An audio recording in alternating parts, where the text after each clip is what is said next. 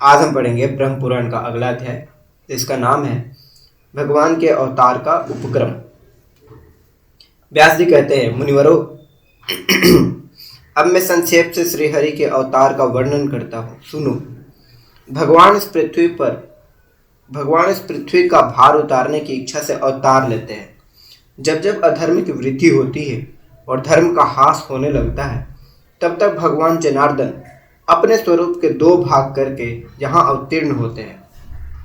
साधु पुरुषों की रक्षा, धर्म की स्थापना, दुष्टों तथा अन्य देवद्रोहियों का दमन और प्रजा वर्ग का पालन करने के लिए वे प्रत्येक युग में अवतार धारण करते हैं।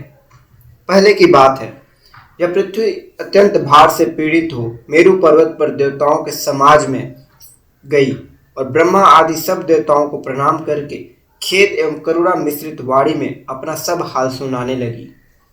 सुवर्ण के गुरु अग्नि, गौओं के गुरु सूर्य तथा मेरे गुरु संपूर्ण लोकों के वंदनीय भगवान नारायण है। इस समय ये कालनेमी आदि दैत्य मृत्यु लोक में जन्म लेकर दिन रात प्रजा को कष्ट देते रहते हैं। सर्वशक्तिमान भगवान विष्णु ने जिस कालनेमी नामक महान असुर का वध किया था, वहीं अब उग्रसेन कुमार कंस के रूप में उत्पन्न हुआ है।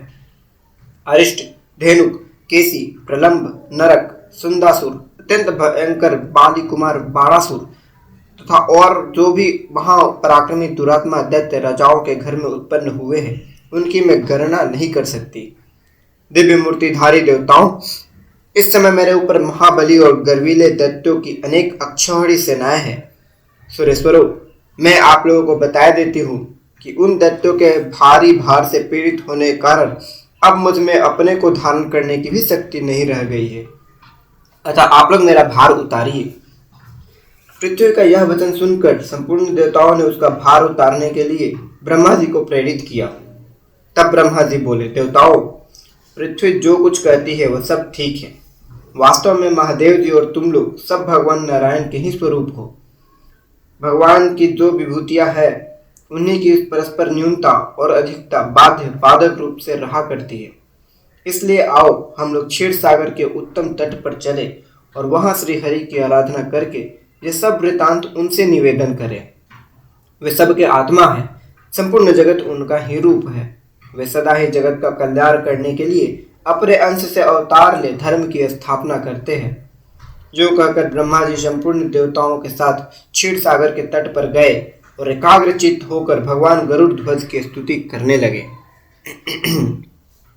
ब्रह्मा जी बोले, सहस्त्र मूर्ते, आपको बारंबार नमस्कार है। आपके सहस्त्र बाह, अनेक मुख और अनेक चरण हैं। आप जगत की सृष्टि, पालन और संहार में संलग्न रहते हैं।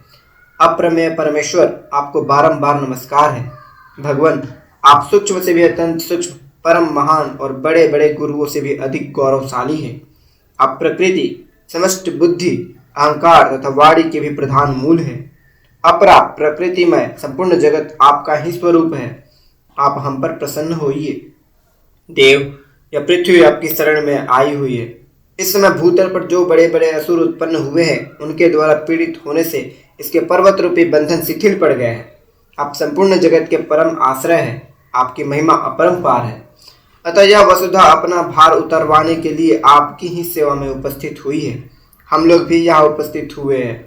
ये इंद्र, दोनों अश्विनी कुमार, वरुण, रुद्र, वसु, आदित्य, वायु, अग्नि तथा अन्य संपूर्ण देवता यहाँ खड़े हैं। देवेश्वर, मुझे तथा इन देवताओं को जो कुछ करना हो उसके लिए आज्ञा दीजिए।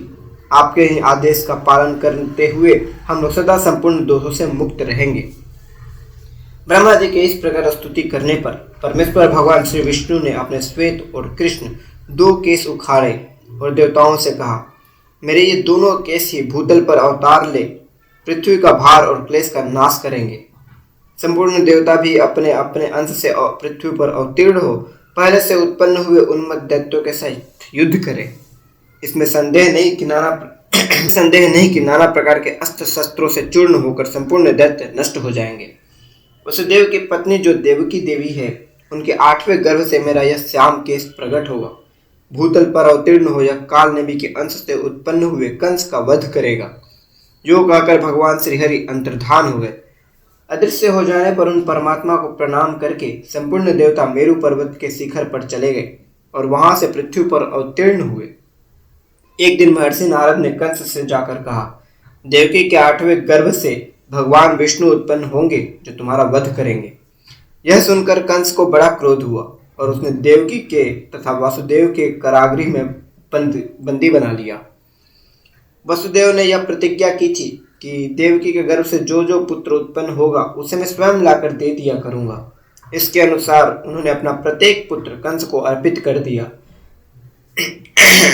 सुना गया है प्रथम उत्पन्न हुए 6 गर्भ हिरण्यकशिपु के पुत्र थे, जिन्हें भगवान विष्णु की प्रेरणा से योग निद्रा ने क्रमशः देवकी के उदर में स्थापित कर दिया था। योग निद्रा भगवान विष्णु की महामाया है, जिसने अविद्या रूप से संपूर्ण जगत को मोहित कर रखा है। उससे श्रीहरि ने कहा, निद्रे तू मेरी आज्ञा से जा और पतालवासी 6 गर्भों को एक एक करके देवकी के गर्भ में पहुंचा दे। ये सब कंस के हाथ से मारे जाएंगे। तत्पश्चात मेरा शेष नामक अंश अपने अंशा से देवकी के उदर में 7वें गर्भ के रूप में प्रकट हुआ। वसुदेव जी की दूसरी भार्या रोहिणी आजकल गोकुल में रहती है। तो प्रसव काल में वह गर्भ रोहिणी के ही उदर में डाल देना। उसके विषय में लोग यही कहेंगे कि देवकी का 7वां गर्भ भोजराज कंस के डर से गिर गया। गर्भ का संकटसर होने से रोहिणी का वह वीर पुत्र लोक में संकटसर नाम से विख्यात होगा। उसके शरीर का वर्ण श्वेत गिरी के शिखर की भांति गौर होगा।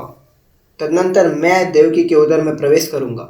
उस समय तुझे भी यशोदा के गर्भ में अविलंब प्रवेश करना होगा। वर्षा ऋतु में श्रावण मास के कृष्ण पक्ष की अष्टमी तिथि को आधी रात के समय मेरा प्रादुर्भाव होगा और तू 9वीं तिथि में यशोदा के गर्भ से जन्म लेगी। उस समय वसुदेव मेरी शक्ति से प्रेरित होकर मुझे तो यशोदा की सैया पर पहुंचा देंगे और तुझे देवकी के पास लाएंगे। फिर कंस तुझे लेकर पत्थर की शिला पर पछाड़ेगा, किंतु तू उसके हाथ से निकलकर आकाश में ठहर जाएगी। जो करने पर इंद्र मेरे गौरव का स्मरण करके तुझे 100 बार प्रणाम करेंगे और विनीत भाव से अपनी बहन बना लेंगे। फिर तू शुंभ निशुंभ आदि सहस्त्र दैत्यों का वध करके अनेक स्थान बनाकर सारी पृथ्वी की शोभा बढ़ाएगी। भूति, सन्नति, कीर्ति, कांति, पृथ्वी, धृति, लज्जा, पुष्टि, उषा तथा अन्य जो भी स्त्री नामधारी वस्तु है वह सब तू ही है, जो प्रातःकाल और अपराह्न में तेरे सामने मस्तक झुकाएंगे और तुझे आर्या, दुर्गा, वेदगर्भा, अंबिका, भद्रा, भद्रकाली, क्षेम्या तथा क्षेमकरी आदि कहकर तेरी स्तुति करेंगे। उनके समस्त मनोरथ मेरे प्रसाद से सिद्ध हो जाएंगे। जो लोग भोज्य आदि पदार्थ से तेरी पूजा करेंगे उन मनुष्यों पर प्रसन्न होकर तू उनकी समस्त अभिलाषाएं पूर्ण करेगी। वे सब लोग सदा मेरे कृपा से निश्चय ही कल्याण के भागी होंगे। अतः देवी, जो कार्य मैंने तुझे बताया है उसे पूर्ण करने के लिए जा।